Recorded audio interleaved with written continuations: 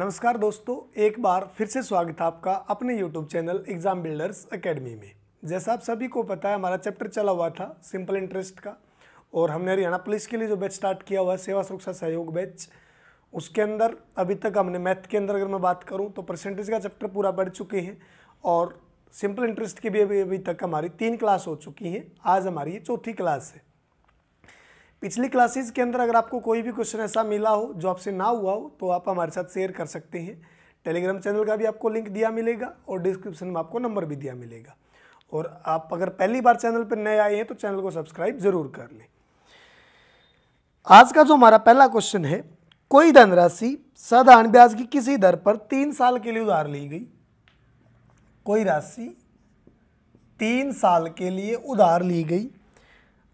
अगर रेट को यदि उसे 2.5% वार्षिक अधिक दर पर उधार दिया जाता, मतलब रेट को अगर 2.5% बढ़ा दिया जाए तो उसे ब्याज के पहले के कंपैरिजन में 540 रुपये ज़्यादा मिलते हैं, तो वो राशि क्या रही होगी। कोई प्रिंसिपल उधार लिया गया होगा 3 साल के लिए और रेट अगर मैं 2.5% बढ़ा दूं यहाँ से, तो 2.5% बढ़ाने के बावजूद जो ब्याज के ऊपर फर्क पड़ा वो कितने रुपए का पड़ा, 540 रुपये का। जैसे हमारा लास्ट क्लास के अंदर हमने जो लास्ट क्वेश्चन थे वो इन्हीं कंसेप्टों के ऊपर बेस्ड थे हमारे सारे के सारे क्वेश्चन। अब यहाँ से मुझे एक चीज़ बताना, अगर 1 साल का रेट ऑफ इंटरेस्ट के अंदर चेंज आया 2.5% का, अगर 2.5% रेट ऑफ इंटरेस्ट बढ़ा दी जाए तो 3 साल के अंदर कितना फर्क आएगा, 7.5% का। क्योंकि 1 साल के अंदर रेट ऑफ इंटरेस्ट बढ़ाई गई है 2.5% और 3 साल के अंदर चेंज कितना आएगा यहाँ से, 7.5% का। तो उसने बोला कि जो ब्याज के अंदर फर्क पड़ा वो कितने का आया, 540 रुपये का। तो मेरे हिसाब से कितना एक्स्ट्रा होना चाहिए, बस 7.5%। और 7.5% की वैल्यू किसके बराबर है, 540 के। 7.5% 540 के बराबर, 7.5% की वैल्यू 540 रुपये के बराबर है। क्योंकि रेट के अंदर जो चेंज आया वो 7.5 का है और जो पैसों के अंदर चेंज आया वो कितने का है, बस 540 रुपये का। तो 7.5% यहाँ से बोलोगे आप 540 के बराबर, 1% की वैल्यू 540/7.5। लेकिन वैल्यू आप किसकी निकालोगे यहाँ से, 100% की। 1% 540/7.5 और 100% की निकालोगे तो मल्टीप्लाई बाई 100। एक यहाँ से डेसिमल हटाओगे, इसके नाम का भी ऊपर जाएगा 10। 25 पे कैंसिल आउट करोगे 4, 25 पे कैंसिल आउट करोगे 3 और 3 पे इसको कैंसिल आउट करोगे 180।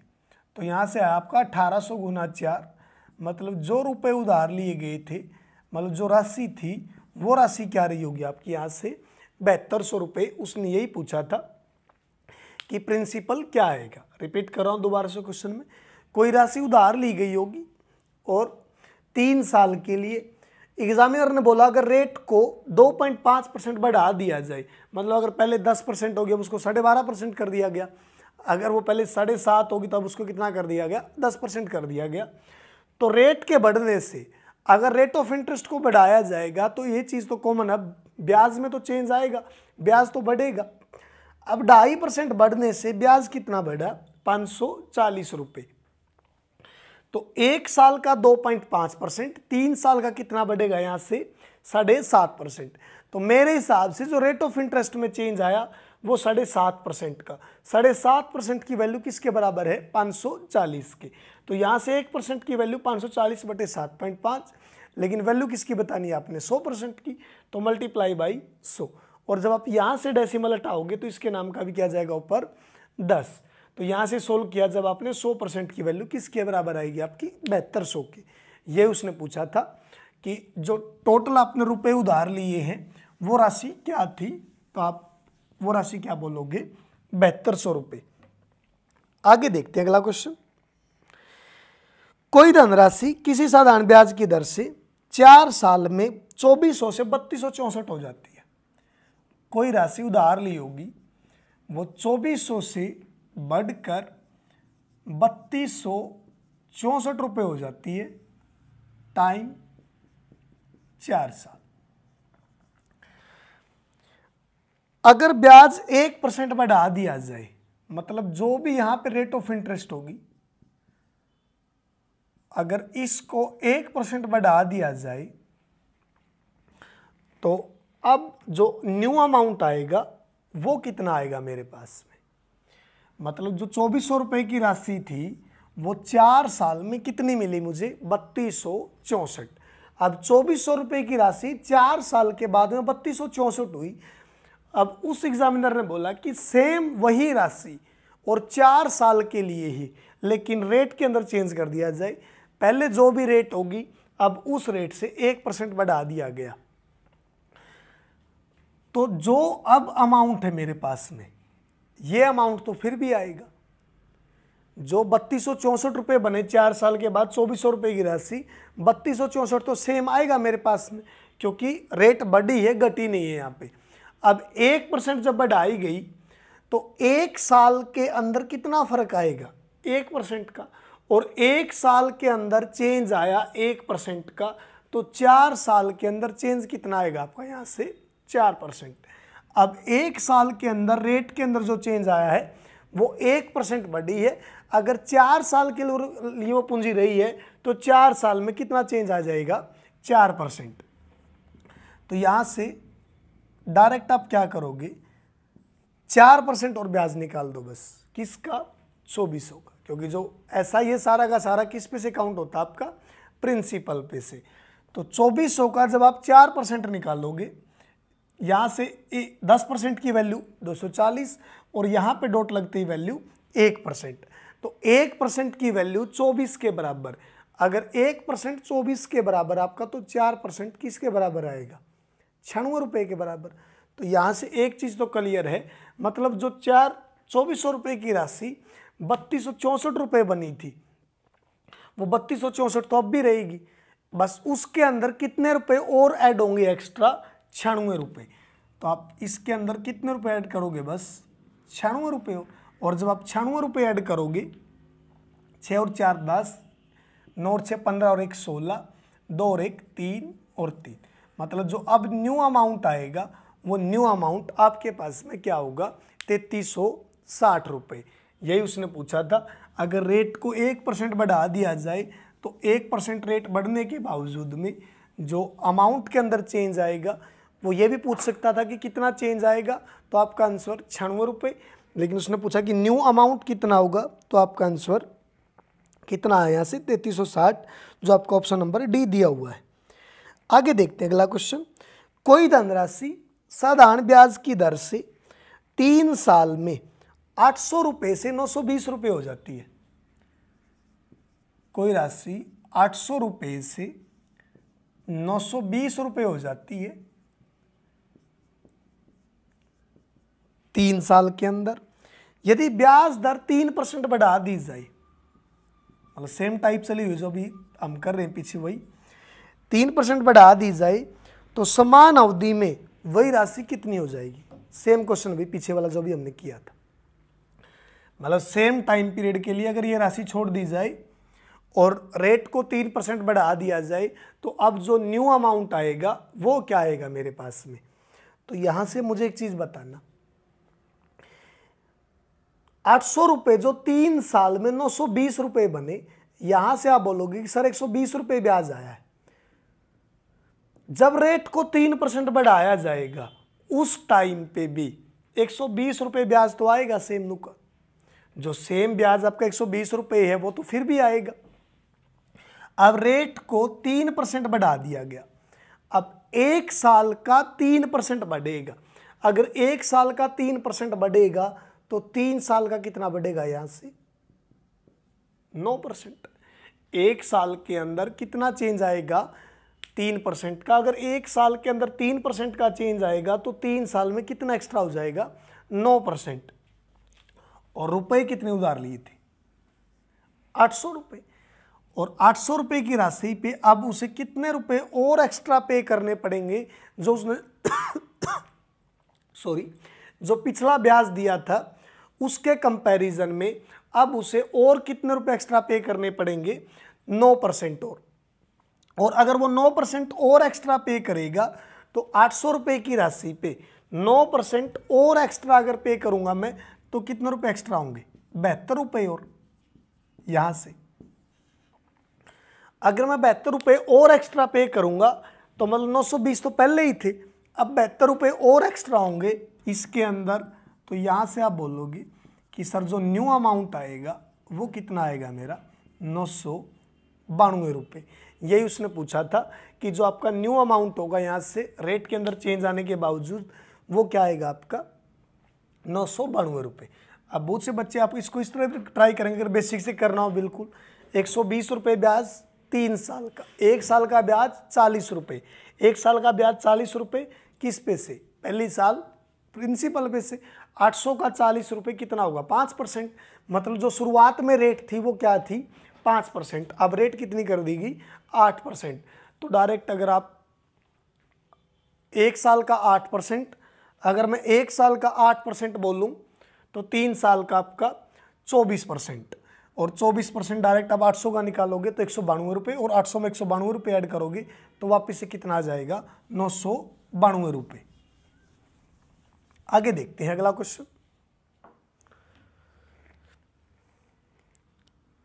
नेक्स्ट क्वेश्चन है मेरे पास में, साधारण ब्याज की दर से 2100 रुपये की राशि 2 साल में 2352 रुपये हो जाती है। 2100 रुपये की राशि 2 साल में 2352 रुपये हो जाती है यदि ब्याज दर 1% घटा दी जाए। अभी तक हमने जितने क्वेश्चन देखे थे हर एक क्वेश्चन के अंदर रेट ऑफ इंटरेस्ट को बढ़ाया गया था। क्वेश्चन आपको स्क्रीन पे दिखाई दे रहे होंगे सारे के सारे। अब 2100 रुपये की राशि 2352 हो गई, कितने टाइम के बावजूद, 2 साल के बावजूद। और जब रेट को 1% घटा दिया जाए तो टोटल अब की बार उसके अंदर कितना चेंज आएगा, मतलब जो न्यू अमाउंट आएगा वो कितना आएगा। पिछले केस के अंदर हम क्या करते थे, अब मान लो यहाँ पे 1% इंक्रीज होता था तो 1 साल का 1% बढ़ा दिया तो 2 साल का कितना बढ़ता था हमारा, 2%। और डायरेक्ट हम 2% किसका निकालते थे, 2100 का। तो अब की बार भी सेम करेंगे, कितना कम हुआ, 1%। 1 साल का 1%, बस फर्क क्या है, पिछले केसेस के अंदर डाटा इंक्रीज था, मतलब जो रेट ऑफ ब्याज था, और अब की बार वो क्या है, डिक्रीज है। तो 1 साल के अंदर 1% डिक्रीज हुआ है तो 2 साल के अंदर कितना डिक्रीज होगा, 2%। अब 2% जब कम होगा तो आप 2100 का 2% कम करोगे, यहां पे एक डॉट लगते ही वैल्यू 10%, यहां पे डॉट लगते वैल्यू 1%। 1% आपका 21 के बराबर, तो 2% आपका किसके बराबर आया, 42 के। मतलब अगर रेट 1% कम कर दी जाएगी तो 2% कम होते ही कितने रुपए कम हो जाएंगे, 42 रुपये। और 42 रुपये जब कम होंगे, यहां से 42 रुपये कम होने के बावजूद जो न्यू अमाउंट आएगा मेरे पास में, वो न्यू अमाउंट क्या रहा होगा, 2310 रुपये, जो आपका ऑप्शन दिया होगा। नया ब्याज मूल्य क्या, खाली उसने ब्याज पूछा भी बस। अब ब्याज देख लो आप, यहाँ से कितना था आपका, 2100 से 2300, 252 रुपये ब्याज था पहले, और 252 में से अगर आप 42 रुपये घटाओगे तो अब ब्याज क्या आएगा, 210 रुपये, जो आपका ऑप्शन नंबर ए दिया हुआ है। बस भी अपना कंसेप्ट मजबूत रखना, उसके बाद क्वेश्चन आप इजीली सोल्व कर पाओगे बिल्कुल। जैसे पिछले क्वेश्चन अभी तक हम कर रहे थे, हर एक के अंदर इंक्रीज थी वैल्यू, लेकिन इसके अंदर डिक्रीज है वो डाटा। आगे देखते हैं अगला क्वेश्चन। कोई प्रिंसिपल होगा पी, उधार लिया मैंने 2 साल के लिए, और रेट 3% बढ़ा दी गई, जिसकी वजह से ब्याज के मुझे 300 रुपये एक्स्ट्रा मिले। और लास्ट में उसने पूछा है वैल्यू ऑफ 4p किसके बराबर आएगी। कोई p प्रिंसिपल पे राशि उधार ली होगी और वो राशि उधार लेने के बावजूद क्या हुआ, 2 साल के लिए थी, रेट 3% बढ़ा दी गई। अब रेट अगर इंक्रीज होगी तो ब्याज भी इंक्रीज होगा। अगर 2 साल के अंदर मतलब उसने बोला कि 3% रेट को बढ़ा दिया गया, 1 साल की रेट 3% बढ़ी है, तो 2 साल के अंदर कितना चेंज आएगा, 6% का।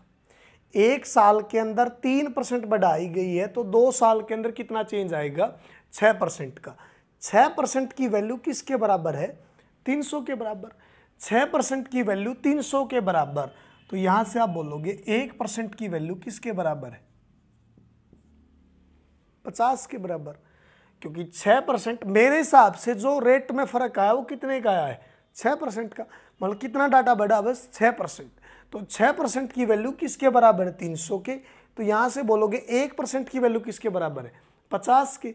अगर 1% की वैल्यू 50 के बराबर है तो 100% किसके बराबर होगा, यहां से 5000 के। अब पहला ही ऑप्शन आपको 5000 दिया मिलेगा, जो एग्जामिनर पहला ही ऑप्शन देगा वो 5000 देगा, और सिली मिस्टेक हम क्वेश्चन के अंदर तभी कर देंगे। लेकिन उसने इस क्वेश्चन के अंदर प्रिंसिपल नहीं पूछा, प्रिंसिपल का भी 4 टाइम्स। ये चीज़ हमेशा एग्जाम के अंदर, वो मैं बार बार बोलता भी हूँ, क्वेश्चन सोल्व करने से पहले अगर आप क्वेश्चन को 10 सेकंड में पढ़ते हैं तो उस क्वेश्चन को पढ़ने में 12 से 15 सेकंड लगा दीजिए। लेकिन वो चीज़ आप अच्छे से क्लियर कर लेंगे उसने पूछा क्या है और हमें बताना क्या है। अगर एक पॉइंट भी मतलब मेरे से गलत पढ़ा गया, तो अगर मैं एसएससी की बात करूं तो एसएससी में आप 2.5 नंबर पीछे चले जाओगे, 2 नंबर उस क्वेश्चन के और आधा नंबर नेगेटिव का। तो 100% की वैल्यू अगर मेरे से प्रिंसिपल पूछता तो प्रिंसिपल यहाँ से किसके इक्वल है, मेरा 5000 की। अब लेकिन उसने प्रिंसिपल का भी 4 टाइम्स पूछा है, तो प्रिंसिपल की वैल्यू मेरे हिसाब से 5000 आई है। अगर मैं इसका 4 टाइम्स करूंगा तो 4 टाइम्स वैल्यू क्या होगी, यहाँ से 20000। तो वो आपने अच्छे से देख लेना है कि एग्जामिनर मेरे से पूछना क्या चाह रहा है। आगे देखते हैं अगला क्वेश्चन। साधारण ब्याज मूलधन का 4/9 है। मतलब जो सिंपल इंटरेस्ट है वो प्रिंसिपल का 4/9 है। The number of year is equal to the rate percent year N. मतलब जो रेट ऑफ इंटरेस्ट है और टाइम है उन दोनों की वैल्यू इक्वल है।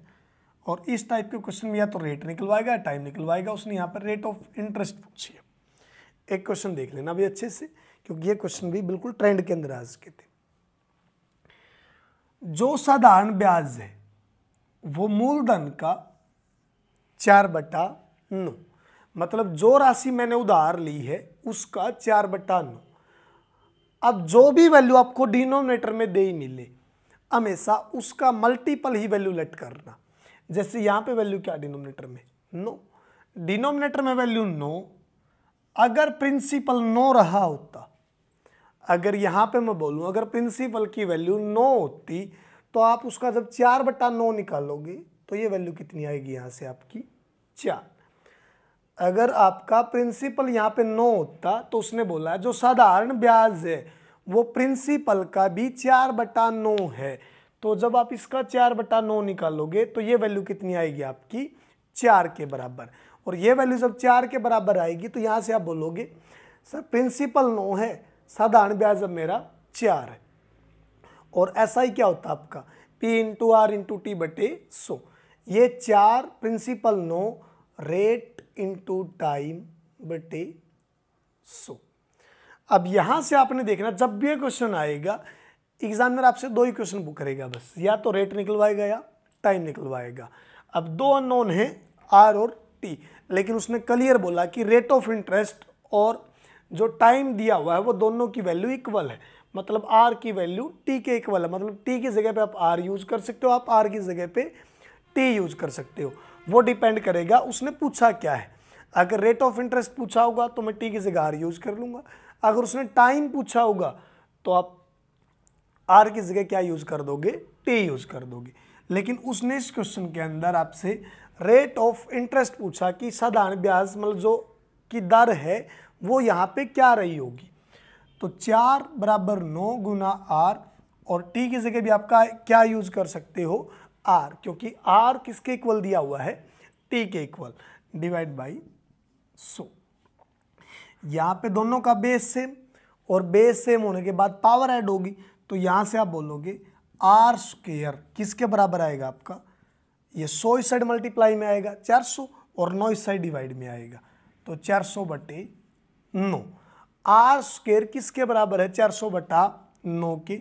अब आर की वैल्यू इस साइड स्क्वायर, तो इस साइड क्या होगा, ये स्क्वायर रूट, तो 420 और 9 का 3, तो 20/3, और 20/3 को आप बोल सकते हो 6c2/3। मतलब यहाँ से जो रेट ऑफ इंटरेस्ट निकल के आएगी, तो रेट ऑफ इंटरेस्ट की वैल्यू क्या बोलोगे आप, 6c2/3। आगे देखते हैं अगला क्वेश्चन। 400 रुपए की राशि 4 साल में 480 रुपए हो जाती है। 400 रुपए की राशि 4 साल में 480 रुपये हो जाएगी। अगर रेट 2% बढ़ा दी जाए, मतलब जो पिछली रेट होगी उसके कंपैरिजन में अगर 2% बढ़ा दी जाए, तो जो न्यू अमाउंट आएगा वो क्या आएगा। वही क्वेश्चन भी अगर प्रॉपर से करोगे तो आप क्या बोलोगे, 400 रुपये की राशि 480 हो गई, ब्याज कितना आया 80 रुपये, और 80 रुपये ब्याज किस पे से आपका 400 पे से, जो 1 साल का कितना होगा 20, मतलब 5%, और 5% की जगह अगर अब कितना कर दिया गया 2% बढ़ा के 7%, और 7% 1 साल का, तो 4 साल का कितना बोलोगे आप 28%, और 400 का 28% निकालोगे ब्याज कितना आएगा 112 रुपये। तो कितनी आएगी न्यू अमाउंट आपका 512 रुपये। ये तो प्रॉपर वैसे अगर सोल्व करना है, लेकिन फिर वही चीज़ बताना मुझे, 400 वाली चीज 480 हुई है, जो 80 रुपये ब्याज आया है, ये 80 रुपये ब्याज तो फिर भी आएगा जब रेट को 2% बढ़ाया गया है। अब 1 साल का 2% बढ़ा, तो 4 साल के अंदर आप डायरेक्ट बोल सकते हो सर कितना इंक्रीज होगा 8%। मतलब 1 साल के अंदर जब 2% बढ़ाया गया, तो 4 साल के अंदर कितना बढ़ेगा ये 8%, और 8% किसका 400 का। मतलब जो 80 रुपये पहले ब्याज आया है वो 80 रुपये ब्याज तो आज भी आएगा, एक्स्ट्रा कितना मिलेंगे बस मुझे 8% और 8% आप किसका निकालोगे प्रिंसिपल का। प्रिंसिपल कितना दिया हुआ 400 रुपये, और 400 का जब आप 8% निकालोगे कितना आएगा 32 रुपये, और इसका जब आप 32 रुपये और निकालोगे तो यहाँ से 32 रुपये ऐड होने के बाद में अब जो न्यू अमाउंट आएगा वो न्यू अमाउंट क्या होगा आपका 512 रुपये। यही उसने पूछा था कि जब रेट ऑफ इंटरेस्ट को 2% बढ़ा दिया जाएगा तो न्यू अमाउंट क्या आएगा मेरा। कोशिश करना भी डायरेक्ट इन क्वेश्चनों को शॉर्ट मेथड से सोल्व करने की। हाँ, लेकिन मैंने दोनों वे से करवाए हैं जो आपको ठीक लगे। आगे देखते हैं अगला क्वेश्चन। किसी विशेष योजना के अंदर साधारण ब्याज पर कोई धनराशि निवेश की गई और 8 साल में 3 गुना हो गई, मतलब 3 गुना हो गई वो 8 साल के अंदर। तो 4 गुना के लिए टाइम कितना लगेगा, उस राशि को 4 गुना होने के लिए कितना टाइम लगेगा। देखना भाई, ये हमेशा प्रिंसिपल, ये अमाउंट, ये हमेशा प्रिंसिपल, ये हमेशा अमाउंट। आपने कोई राशि उधार ली, मान लो 1 रुपया उधार लिया और 8 साल के बाद वो कितने रुपए बन गए 3 रुपये। मतलब अगर आपने 1 रुपया उधार लिया, वो 1 रुपया 8 साल में 3 रुपये के बराबर है, तो यहाँ से आप बोलोगे कितने रुपये ऐड हुए 2 रुपये। क्योंकि अगर मैं अमाउंट में से प्रिंसिपल को माइनस करूंगा तो वो सारा का सारा क्या है ब्याज। तो मेरे हिसाब से ब्याज के कितने रुपए आए 2 रुपये। मेरे हिसाब से ब्याज के 2 रुपये आए, और 2 रुपये कितने साल में 8 साल में, क्योंकि सिंपल इंटरेस्ट है। अब आपको इस चीज का पता होगा, हर एक जगह इक्वल लगेगा। 2 साल में 8 रुपये, तो मतलब 2 रुपये भी 8 साल में, तो आप बोलोगे सर 1 रुपया ब्याज का कितने साल में आएगा 4 साल में। अब उसने बोला कि वही सेम राशि 4 गुना कितने टाइम में हो जाएगी। तो उसने पूछा कि वही सेम राशि 4 गुना कितने टाइम में हो जाएगी। तो एक वाली चीज अगर 4 होगी तो यहाँ पे कितने रुपए ऐड होंगे, 3 रुपए। अगर एक वाली राशि 4 होगी तो यहाँ पे कितने रुपए ऐड होंगे, 3 रुपए। और यहाँ पे जब 3 रुपए ऐड होंगे तो यहाँ पे आपने देखा कि 1 रुपया ब्याज का 4 साल में आया है, तो 3 रुपए ब्याज के कितने साल में आएंगे, 12 साल में।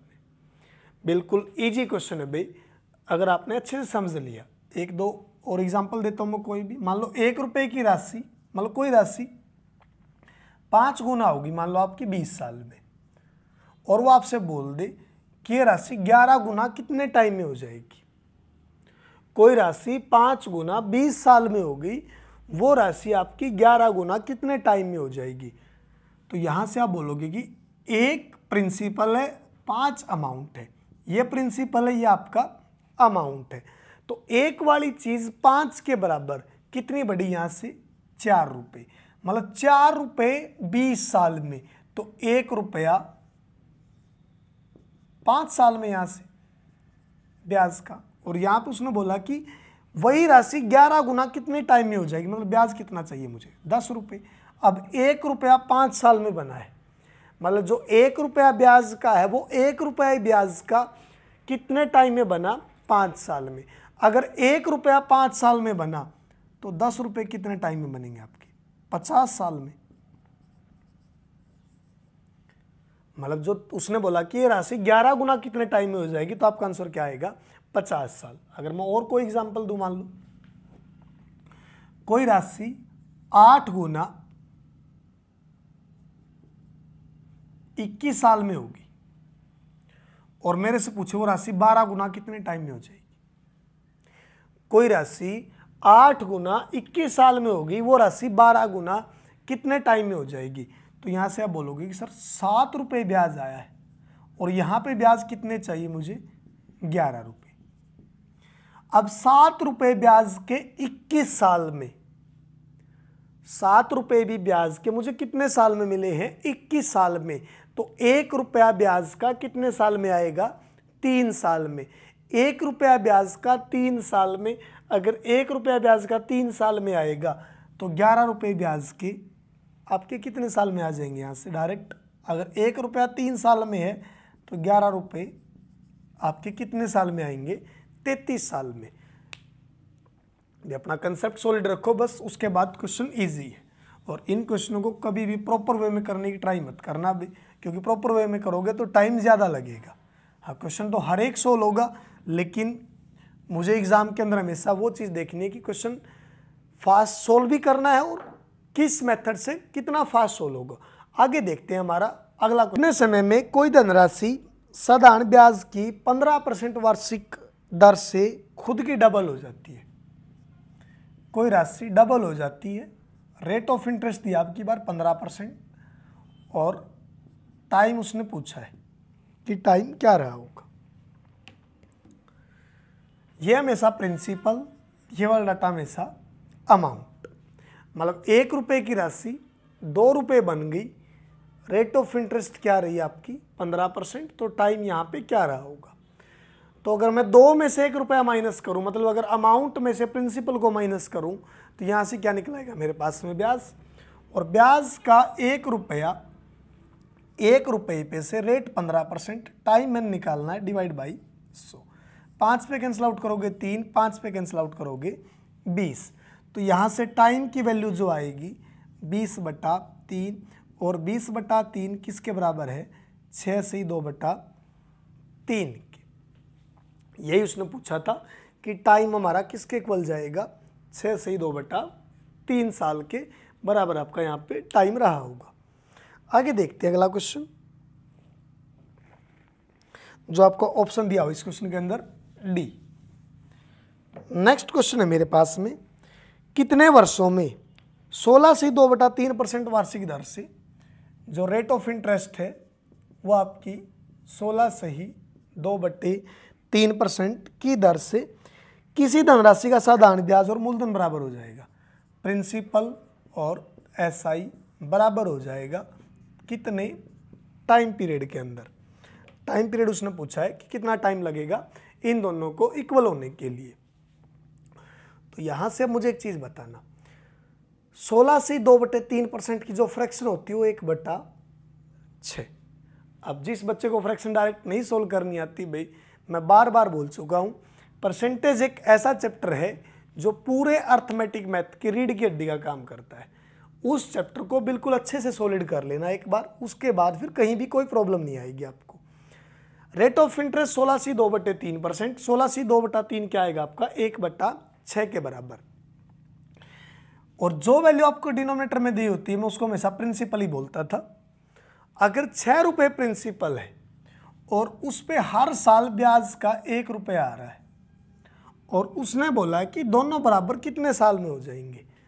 अब मुझे एक चीज़ बताइए, 6 रुपये की राशि पे हर साल ब्याज का 1 रुपया, और अगर 1 साल का ब्याज का 1 रुपया होगा तो उसे 6 रुपये के बराबर जाने में कितना टाइम लगेगा, 6 साल। तो यहां से बोलोगे आप टाइम की वैल्यू क्या आएगी आपकी 6 साल के बराबर, क्योंकि प्रिंसिपल पर और जो एसआई है वो 6 रुपये के ऊपर हर साल 1 रुपया ब्याज है। अगर 1 रुपया ब्याज हर साल का होगा तो 6 साल में कितने रुपए ब्याज के आएंगे मेरे पास में, 6 रुपये।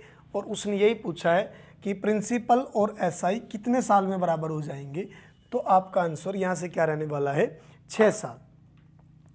आगे देखते हैं अगला क्वेश्चन। दी गई साधारण ब्याज की किसी दर से किसी समय अवधि के लिए मूलधन तथा मिश्र धन का अनुपात, प्रिंसिपल और अमाउंट का रेशो 4 और 5 है। 3 साल के बाद, मतलब टाइम जो 3 साल के बाद में दोनों का रेशो 5-7 हो जाता है, तो रेट ऑफ इंटरेस्ट यहाँ से क्या रही होगी। मतलब प्रिंसिपल और अमाउंट दोनों का रेशो क्या था पहले 4 और 5 का। 3 साल के बावजूद प्रिंसिपल और अमाउंट दोनों का रेशो क्या था निकल के 5 और 7। अब उसने पूछा क्या मेरे से, जो रेट ऑफ इंटरेस्ट है वो किसके इक्वल जाएगी, जो रेट ऑफ इंटरेस्ट की वैल्यू आएगी यहाँ से निकल के वो किसके बराबर होगी। तो मुझे यहाँ से एक चीज़ बताना आप क्लियर, अगर मैंने किसी से 1000 रुपये उधार लिए या मैंने किसी से 10,000 रुपये उधार लिए, मैं 2 साल के बाद मान लो कोई भी रेट ऑफ इंटरेस्ट हो और 2 साल के बाद में उसका 500 रुपये ब्याज हो गया, तो प्रिंसिपल कितना है 10,000, अमाउंट कितना होगा 10,500। लेकिन मैं बोल दूं 3 साल के बावजूद अब 2 साल में ब्याज के 500 रुपये आए हैं, मतलब 1 साल के 250 रुपये, तो 3 साल में 750 रुपये ब्याज और आएगा। और जब मैं 750 रुपये ब्याज और ऐड करूंगा तो अब अमाउंट 11,250 रुपये होगा। लेकिन ये चीज़ बताना मुझे, जो मैंने 10,000 रुपये उधार लिए थे उसके अंदर कोई चेंज आएगा। तो अब एक चीज़ बोलोगे कि सर प्रिंसिपल की वैल्यू पहले भी 10,000 थी और प्रिंसिपल की वैल्यू आज भी क्या रहेगी 10,000, लेकिन चेंज आएगा तो सिर्फ किसके अंदर आएगा, अमाउंट के अंदर। तो यहाँ पे प्रिंसिपल 4, यहाँ पे प्रिंसिपल कितना आपका 5 के बराबर। एक जगह प्रिंसिपल की वैल्यू 4, एक जगह प्रिंसिपल की वैल्यू 5, तो दोनों जगह किसको इक्वल करना होगा आपको, प्रिंसिपल को। तो इक्वल करने के लिए मैं ऊपर 5 से मल्टीप्लाई कर दूं, नीचे 4 से मल्टीप्लाई कर दूं। ऊपर 5 से मल्टीप्लाई करूंगा वहां पे प्रिंसिपल इक्वल है, नीचे अगर मैं 4 से मल्टीप्लाई करूंगा तो वहां पे भी प्रिंसिपल इक्वल है। अब इस साइड 5 से मल्टीप्लाई, इस साइड भी 5 से मल्टीप्लाई, इस साइड 4 से मल्टीप्लाई, तो इस साइड भी मल्टीप्लाई 4 से, क्योंकि रेशो मेरा चेंज नहीं होना चाहिए किसी भी हालात में। रेशो 4-5 था, यहाँ पे 5-7 था, तो चाहे मैं किसी नंबर से मल्टीप्लाई करूँ तो मुझे सेम नंबर से मल्टीप्लाई दोनों साइड करनी होगी। लास्ट तक भी रेशो क्या रहना चाहिए मेरा 4-5, और यहाँ पे भी लास्ट तक रेशो क्या मिलना चाहिए मुझे 5 और 7 का। तो बोलोगे पहले भी प्रिंसिपल 20 था, यहाँ पे प्रिंसिपल कितना है 20 के बराबर, लेकिन जो अमाउंट है यहाँ पे 25, यहाँ पे अमाउंट कितना होगा अब 28। पहले जो अमाउंट था 25 के बराबर, जो अब अमाउंट है वो किसके बराबर 28 के बराबर।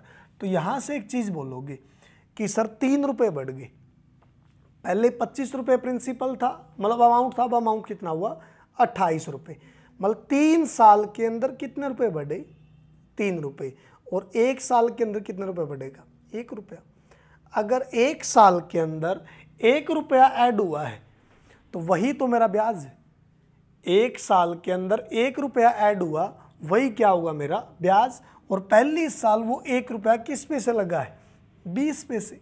और पहली साल जब वो 20 पे से लगा तो 1/20 मल्टीप्लाई बाई 100, या डायरेक्ट बोल सकते हो आप 1/20 की वैल्यू किसके बराबर आएगी आपकी, 5% के। मतलब रेट ऑफ इंटरेस्ट यहाँ से क्या रहेगी आपकी, 5%। आगे देखते हैं अगला क्वेश्चन।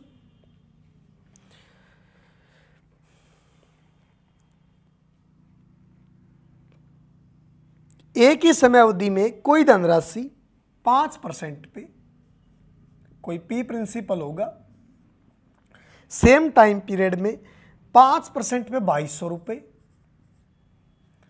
और 8% पे 2320 रुपये हो जाती है, तो टाइम पीरियड क्या रहा होगा।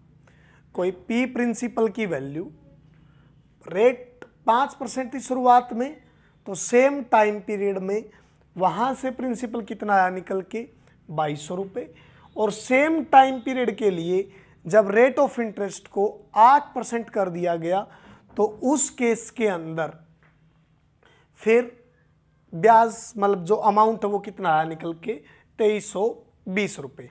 तो यहाँ से एक चीज़ बोलोगे कि सर सेम टाइम पीरियड में 2200 वाली चीज़ 2320 के बराबर चली गई, मतलब कितने रुपए ऐड हुए, 120 रुपये। 2200 वाली राशि 2320 के बराबर 120 रुपये ऐड हुए, और यहाँ पे रेट ऑफ इंटरेस्ट कितनी बढ़ी है, 3% बस। मतलब पहले रेट ऑफ इंटरेस्ट 5% थी, अब रेट ऑफ इंटरेस्ट किसके बराबर चली गई, 8% के। 5% की जगह 8% कितना बढ़ा यहाँ पे, 3%। और 3% की वैल्यू किसके बराबर है, 120 के बराबर। 3% की वैल्यू 120 के बराबर, तो यहाँ से बोलोगे कि सर 1% की वैल्यू किसके बराबर आएगी, 40 रुपये के बराबर। मतलब 1% की वैल्यू 40 रुपये के बराबर, तो 5% के हिसाब से यहाँ पे ब्याज कितना होगा, 200 रुपये। और 200 रुपये तो प्रिंसिपल कितना होगा, 2000। तो उसने पूछा कि टाइम पीरियड क्या रहा है। अब 200 रुपये ब्याज आया किस पे से, 2000 पे से। रेट ऑफ इंटरेस्ट 5%, टाइम मैंने निकालना है। 20 से 20 कैंसिल आउट, 20 5 100 पे कैंसिल आउट करोगे 2, तो टाइम की वैल्यू आपकी क्या रही होगी यहाँ से, 2 साल। जो उसने पूछा है कि इस राशि के दौरान मतलब जो 5% से बढ़ा कर रेट 8% हुई और ब्याज कितना बढ़ा, 2200 से 2320। तो टाइम पीरियड दोनों जगह सेम था, वही आपने टाइम पीरियड बताना था। तो टाइम पीरियड की वैल्यू यहाँ से क्या निकल के आई आपकी, 2 साल। आगे देखते हैं अगला क्वेश्चन। कोई राशि 5 साल में 520 रुपये हो जाती है। पी प्रिंसिपल की राशि 5 साल में 520 रुपये हो जाएगी और 7 साल में 568 रुपये हो जाएगी राशि। 7 साल के अंदर यह राशि 568 के बराबर चली जाएगी, तो प्रिंसिपल क्या रहा होगा। इस टाइप के क्वेश्चन में 2 ही चीज़ पूछता है एग्जामिनर आपसे, या तो रेट ऑफ इंटरेस्ट निकलवाएगा या फिर वो आपसे प्रिंसिपल निकलवाएगा। अब इसके लिए जो आपका कंसेप्ट यूज होगा वो एक चीज़ बताना मुझे, रेट ऑफ इंटरेस्ट हर जगह मतलब जो सिंपल इंटरेस्ट होता है वो हर एक साल का बराबर होता है। पहली साल का वही मिलेगा, 10वीं साल का वही मिलेगा आपको, 50वीं साल का वही मिलेगा। तो 5 साल में वो राशि 520 हुई है, और अगर मैं उस राशि को 7 साल बाद देखूं तो 568। तो यहां से बोलोगे कितने रुपए ऐड हुए, 48 रुपये। 520 वाली चीज कितनी होगी, 568। कितने रुपए ऐड हुए, 48 रुपये। और टाइम कितना ऐड हुआ यहाँ पे, 2 साल बस, क्योंकि 5 साल में वो राशि मुझे कितना अमाउंट मिल रहा है, 520। और 520 वाली चीज़ अब कितनी है, 568, लेकिन कितने टाइम के दौरान, बस 2 साल में ही। तो 2 साल के अगर ब्याज के 48 रुपये हैं तो 1 साल का ब्याज कितना होगा आपका 24 रुपये। अगर 1 साल का ब्याज 24 रुपये है तो पहले 5 साल भी किस हिसाब से ब्याज आया है 24 के हिसाब से। अगर 1 साल का 24 रुपये तो 5 साल का ब्याज कितना था 120 रुपये। मतलब पहले 5 साल में ब्याज कितना लगा 120 रुपये, और अगर 520 में से 120 माइनस कर दो यहाँ पे कितने रुपए बचेंगे अब 400 रुपये। मतलब जो प्रिंसिपल था वो किसके बराबर गया आपका 400 के बराबर। अब 2 ही क्वेश्चन एग्जामिनर आपसे पूछेगा, या तो प्रिंसिपल पूछेगा, अगर प्रिंसिपल आपसे पूछे तो आपका आंसर क्या है 400 रुपये। अगर आपसे वो रेट ऑफ इंटरेस्ट पूछेगा तो ये 24 रुपये किस पे से आए हैं 400 पे से, मल्टीप्लाई बाई 100, 2 जीरो से 2 जीरो कैंसिल आउट, और 4 पे से कैंसिल आउट करोगे तो कितना बोलोगे आप यहाँ से 6%। मतलब जो आपका रेट ऑफ इंटरेस्ट रहेगी वो 6% के बराबर। और अगर आपसे पूछे कि प्रिंसिपल क्या आपका, तो प्रिंसिपल क्या आएगा आपका 400 के बराबर। वो आपने देखना है भाई, दोनों जगह पे उसने सेम डाटा पूछा हुआ था। आगे देखते हैं अगला क्वेश्चन। एक साहूकार को पता चला कि वार्षिक ब्याज की दर 8% से घटकर 7 से 3/4% हो गई। एक साहूकार को पता चला कि वार्षिक ब्याज दर 8% से घटकर 7 से 3/4% कर दी गई, और जिसकी वजह से 61 रुपये 50 पैसे कम हो गए उसके ब्याज के।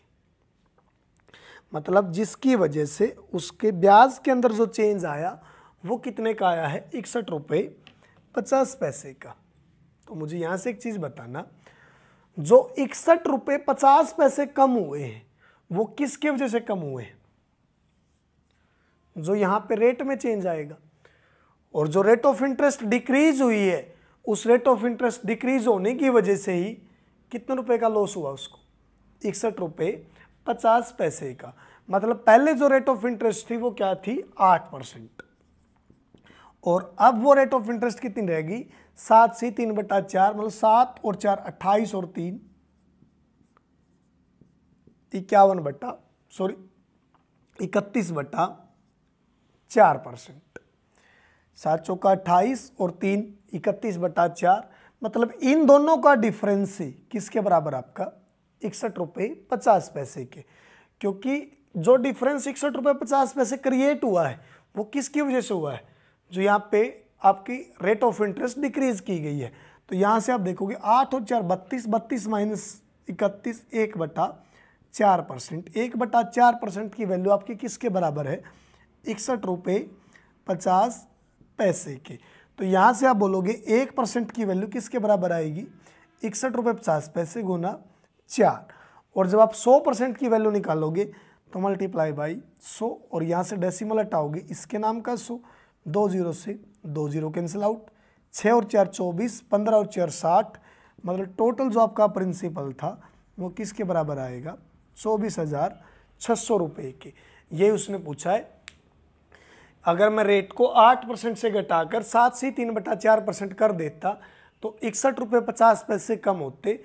तो वो ऐसी कौन सी राशि है जिसके ऊपर 8% से 7 से 3/4 रेट ऑफ इंटरेस्ट करने के बावजूद 61 रुपये 50 पैसे का चेंज आएगा। तो आपका आंसर क्या रहेगा यहाँ से 24,600 रुपये। आगे देखते हैं अगला क्वेश्चन। राशि पर 4% वार्षिक साधारण ब्याज की दर से 8 महीने का और उसी धनराशि पर 5% वार्षिक ब्याज की दर से 15 महीनों का साधारण ब्याज 129 रुपये कम है। मतलब सेम प्रिंसिपल, एक साइड 5 महीने के लिए 5% रेट 5% टाइम 15 महीने, और दूसरी साइड 8 महीने के लिए, और इस साइड जो रेट ऑफ इंटरेस्ट रखी 4%, सेम प्रिंसिपल। और इन दोनों जो ब्याज का डिफरेंस आया वो डिफरेंस 129 रुपये के बराबर है। तो वो धनराशि क्या थी मतलब कोई राशि उधार ली गई होगी और उस राशि के अंदर 15 महीने के लिए तो 5% पर ही एक साइड, और वही राशि एक दूसरे बंदे को दे दी गई 8 महीने के लिए 4% पे, और दोनों का जो ब्याज का डिफरेंस देखा गया एट लास्ट, वो ब्याज का डिफरेंस 129 रुपये मिला। तो यहाँ से आप एक चीज़, वो चीज़ आपको क्लियर होगी कि जो रेट ऑफ इंटरेस्ट होती है वो हमेशा वार्षिक होती है। मतलब जो 4% है ये भी 1 साल की है, और जो 5% है वो भी आपकी 1 साल की है। तो यहाँ से जो आप ब्याज देखोगे आप बोलोगे कि सर 75% ब्याज आएगा, लेकिन डिवाइड बाई 12 भी करना पड़ेगा आपको, क्योंकि ये सारा डाटा महीनों के अंदर है। आप साल के अंदर कन्वर्ट करोगे डिवाइड बाई 12। सेम यहाँ से आप बोलोगे 32% डिवाइड बाई 12, और दोनों का डिफरेंस 129 के बराबर है। यहाँ से जो ब्याज आएगा 75% 12/12, यहाँ से जो ब्याज आएगा 32% बटे 12, और जो दोनों का डिफरेंस आएगा वो डिफरेंस 129 रुपये के बराबर है। तो यहाँ से आप बोलोगे कि सर दोनों का एलसीएम 12, 75 माइनस 32, आप बोलोगे 43% divide by 12 is equal to 129। 43 पे कैंसिल आउट करोगे 3, यहाँ से 1% की वैल्यू 36 के बराबर। अगर 1% आपका 36 के बराबर है तो 100% आपका किसके बराबर जाएगा? 3600 के। मतलब जो यहाँ से आपका प्रिंसिपल आएगा वो कितना आएगा? 3600 रुपये।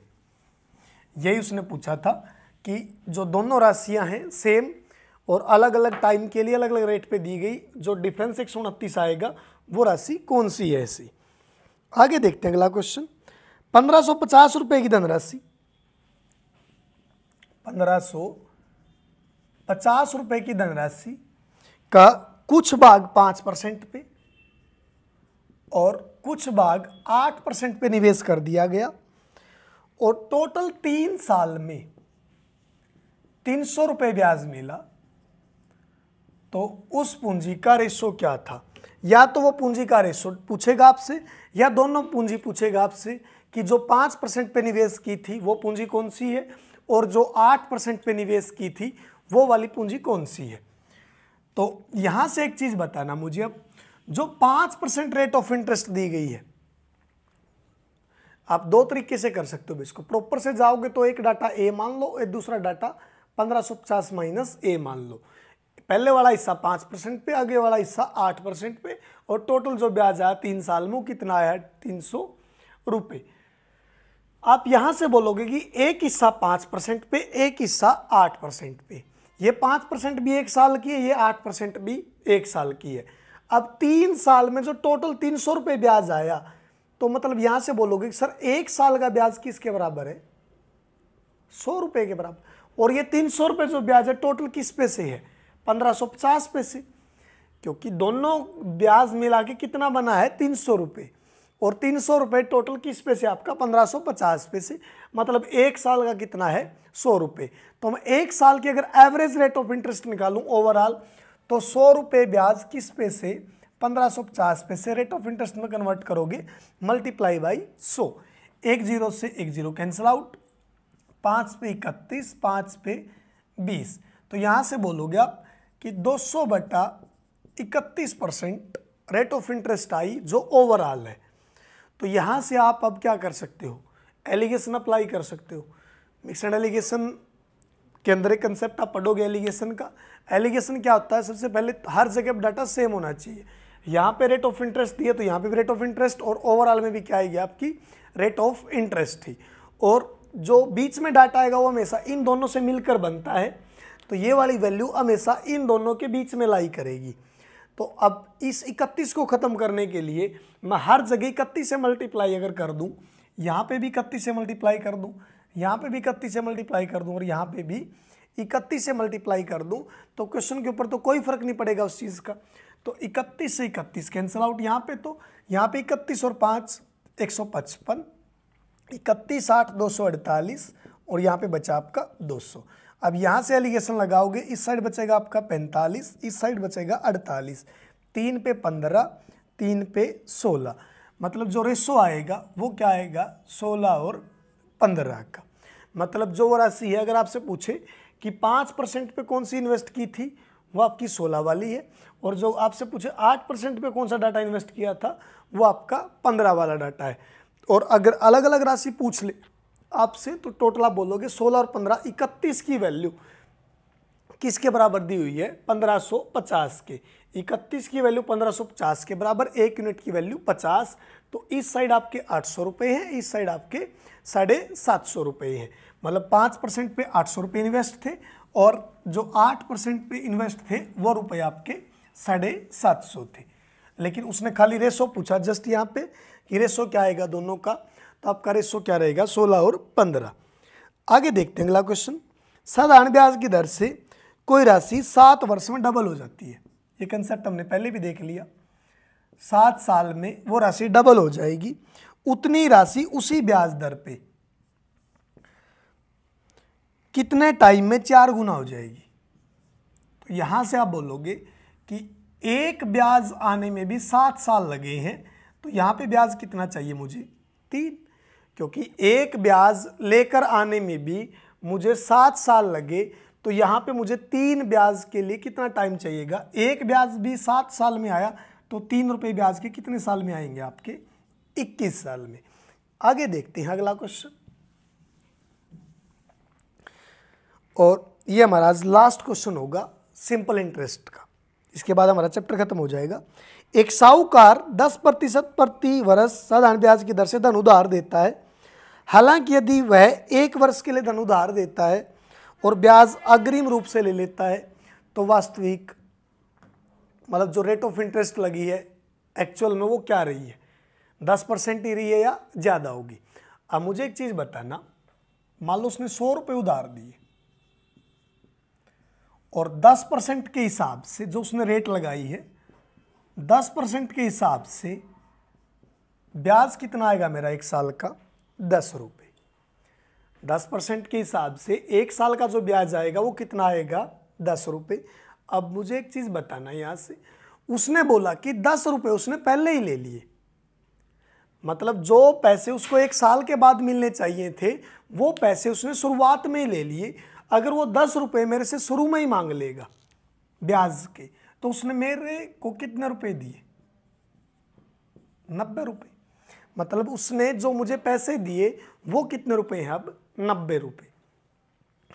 तो अब मुझे एक चीज़ बताओ, जो उसने 10 रुपये ब्याज लगाया एक्चुअल में अगर मैं देखूं वो 100 के ऊपर लगाया है, 90 के ऊपर लगाया है, क्योंकि जो मुझे उसने पैसे उधार दिए वो कितने रुपए उधार दिए हैं, 90 रुपये। और 90 रुपये के उसने पहले दिन ही मेरे से कितना ब्याज ले लिया, 10 रुपये। मतलब जो उसने 10 रुपये ब्याज लगाया वो किस पे से लगाया है, 90 पे से, क्योंकि मुझे तो पैसे कितने मिले हैं, बस 90 रुपये। अब जो उसके पास एक्स्ट्रा पैसे बचे 10 रुपये वो तो यूज करेगा कहीं पे भी, मतलब चाहे अगर किसी और को ब्याज भी देना चाहे तो आराम से दे सकता है। तो जो ये 10 रुपये ब्याज लगा है एक्चुअल में किसके ऊपर लगा हुआ है, 90 के ऊपर। तो 1/9 किसके बराबर आएगा आपका, 11 से 1/9 पे। मतलब जो एक्चुअल में रेट ऑफ इंटरेस्ट थी वो क्या थी, 11 से 1/9। और इसी क्वेश्चन के साथ में हमारा चैप्टर भी एंड हो जाता है सिंपल इंटरेस्ट का। मैंने अपनी ओर से पूरी कोशिश की है भी, हर एक टाइप के 5 से 7 क्वेश्चन मैंने कोशिश की कि प्रैक्टिस करवाए जाए क्लास के अंदर। उसके बाद आपको अब चाहे XYZ किसी भी बुक से क्वेश्चन ट्राई करना, मैं ये नहीं बोलता खाली हरियाणा पुलिस के लिए, चाहे आपने कोई आगे इन फ्यूचर दिल्ली पुलिस वगैरह का या SSC का भी कोई एग्ज़ाम दो, GD वगैरह तक, ऑलमोस्ट हर जगह क्वेश्चन आप इजीली निकाल पाओगे। क्योंकि मैंने कोई भी क्वेश्चन ऐसा नहीं छोड़ा कि कोई भी कंसेप्ट ना करवाया हो, बस क्वेश्चनों का लेवल थोड़ा डाउन रखा है, क्वेश्चनों का लेवल थोड़ा अप नहीं किया। अगर फिर भी कोई आपको क्वेश्चन ऐसा मिलता है कि सिंपल इंटरेस्ट का इन्हीं कंसेप्टों से जो आपने ट्राई किया हो और वो क्वेश्चन आपसे ना हुआ हो, तो आपको टेलीग्राम चैनल का लिंक दिया मिलता है हर एक वीडियो के नीचे, आप वहाँ से टेलीग्राम चैनल को ज्वाइन कर सकते हैं हर एक मतलब इन्फॉर्मेशन पाने के लिए, और आप वहाँ पे हमारे साथ क्वेश्चन भी शेयर कर सकते हैं। या फिर आपको डिस्क्रिप्शन में व्हाट्सअप नंबर दिया भी होता है, आप उस व्हाट्सअप नंबर के ऊपर क्वेश्चन भेज सकते हैं कि सर मेरे से क्वेश्चन नहीं हुआ इस टाइप का। क्लासेस के अंदर अगर आपको कोई भी कमी लगे, मतलब कोई भी पॉइंट आपको समझ में ना आए ऐसा, तो आप वो पॉइंट हमारे साथ कमेंट सेक्शन के अंदर आप कमेंट करके शेयर कर सकते हैं कि सर कोई भी क्लास हो चाहे किसी भी सब्जेक्ट की, उस क्लास के अंदर मुझे ये पॉइंट नहीं क्लियर हुआ। चाहे किसी भी सब्जेक्ट का कोई भी टीचर हो, नेक्स्ट क्लास के अंदर आपको वो अपने सब्जेक्ट से रिलेटेड अगर कोई क्वेरी आएगी तो आपको ज़रूर दूर करेगा। अगर आपको वीडियो अच्छे लग रहे हैं तो ज़्यादा से ज़्यादा शेयर करें, और अगर आपने अभी तक चैनल को सब्सक्राइब नहीं किया तो चैनल को सब्सक्राइब जरूर कर लें। Thank you so much.